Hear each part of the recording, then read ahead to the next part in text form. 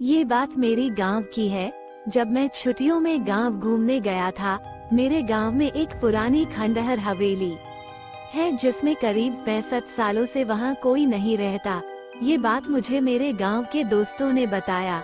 जब ये बात मुझे पता चली तो मेरा मन करने लगा कि मैं एक बार उस हवेली को देखूं। मुझे ऐसी जगहों पर जाना, उनके बारे में जानने में बहुत दिलचस्पी होती है। फिर एक दिन मैं अपने दोस्तों के साथ वहां जाने का प्लान बनाता हूँ और उस खंडहर हवेली के सामने पहुंच जाता हूँ। वहां दूर दूर तक कोई आता जाता नहीं था।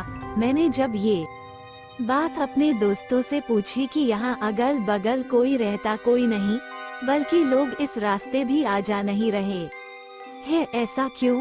तो मेरे दोस्तों ने बताया ये हवेली सिर्फ पुरानी और खंडहर नहीं है, बल्कि ये हवेली एक भूतिया श्रापित हवेली है। मैं बोला, ऐसा तुम इतने यकीन से कैसे कह सकते हो?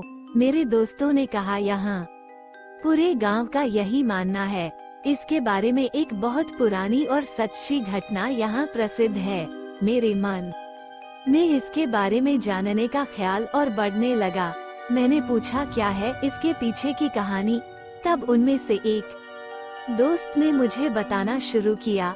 आज से करीब 65 साल पहले इस हवेली के मालिक बहुत बड़े जमींदार हुआ करते थे। उनकी एक पत्नी भी थी जो बहुत सुंदर थी। उनका नाम सुलेखा था। उस समय ही डाकुओं के भी खौफ से लोग डरते थे। डाकुओं की टुकड़ी जिस गांव में भी घुसती थी, उस गांव को पूरी तरह बर्बाद कर देती थी। क्या हुआ? जमींदार का एक बार डाकुओं के सरदार को जमींदार के धन और संपत्ति पर नजर पड़ी, जिसके बाद उसने जमींदार के घर डकैती डालने का सोचा।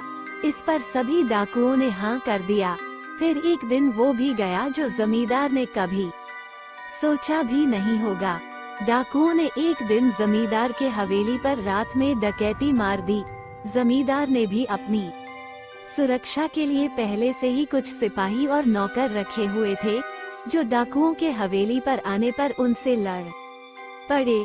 क्योंकि जमींदार के सिपाही और नौकर बहुत कम और साधारण हथियार के साथ थे, वहीं डाकुओं की संख्या बहुत ज्यादा थी और अच्छे हथियार के साथ लैस थे, जिसकी वजह से जमींदार के सिपाहियों और नौकरों को कुछ ही देर में मार डाला।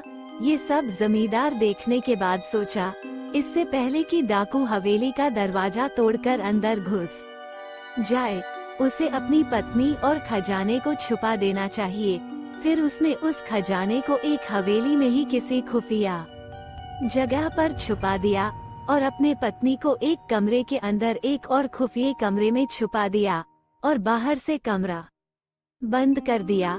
इसके बाद कुछ ही देर में डाकू हवेली का दरवाजा तोड़कर अंदर घुस गए, जिसमें जमींदार की मौत डाकुओं के हाथों हो गई। पर जमींदार ने मरते मरते अपने खजाने का पता उन डाकुओं को नहीं बताया। डाकुओं ने खजाने को बहुत खोजा पर वो नहीं मिला। फिर डाकू वहां से हवेली की कीमती सामान के लेकर वहां से चले गए। जमींदार की पत्नी का क्या हुआ? पर जमींदार की पत्नी जो एक खुफिया कमरे बंद थी, उसका पता किसी को नहीं था। उसकी पत्नी बहुत चिल्लाई, लोगों को बुलाने की कोशिश की, कमरे के दरवाजे को तोड़ने कोशिश की, पर वो अंत तक कुछ नहीं कर सकी और भूख प्यास से वो तड़प तड़प कर वहीं मर गई। उसके मरने के बाद उसके लाश के बदबू से लोग हवेली में गए और उस कमरे को तोड़कर उसके लाश को वहां से निकालकर उसका अंतिम संस्कार किया। कहा जाता है कि आज भी वो अपने पति का इंतजार उस कमरे करती है। उसका पति कभी तो आएगा और उसे उस कमरे से आजाद करेगा, और आज भी उसे उसके हवेली में घुसपैठिए या उसके बिना इजाजत के अंदर आने वालों को सजा देती है। आज भी श्रापित है वो हवेली। मैंने अपने दोस्तों ये कहानी सुनकर उन पर विश्वास नहीं किया। मैंने पूछा, क्या यार तुम लोग भी न कब की बात आज तक लेकर बैठे हो? इसका कोई सबूत है तुम लोगों के पास? तो उन लोगों ने बोला, कुछ लोगों ने इस हवेली में जाने की और वहां रुकने की गलती की थी, जो आज तक इस सदमे को भूल नहीं पाए हैं। मैंने पूछा ऐसा क्या हुआ था उन लोगों के साथ इस हवेली में। तब दोस्तों ने मुझे बताया, एक बार एक अपराधी जेल से भाग जाता है और इस हवेली में आकर छुप जाता है। उसके बाद कोई कुछ नहीं जानता कि उस हवेली में उसके साथ क्या हुआ था। बस दूसरे दिन उस अपराधी की लाश उस हवेली में मिली। मैंने बोला ये हादसा भी हो सकता है, तो उन लोगों ने कहा एक बार एक चरवाहा उस हवेली में एक रात रुकने के लिए रुक जाता है, जो सुबह जिंदा उस हवेली से तो बाहर आ जाता है, पर अपना मानसिक संतुलन खो देता है। तब से वो आज तक पागल है। ये सब बातें सुनकर मेरी हिम्मत नहीं हुई उस हवेली के अंदर जाने की, इसलिए हम लोग वहाँ से घर चले गए और दोबारा फिर मैं कभी उस हवेली को देखने नहीं गया।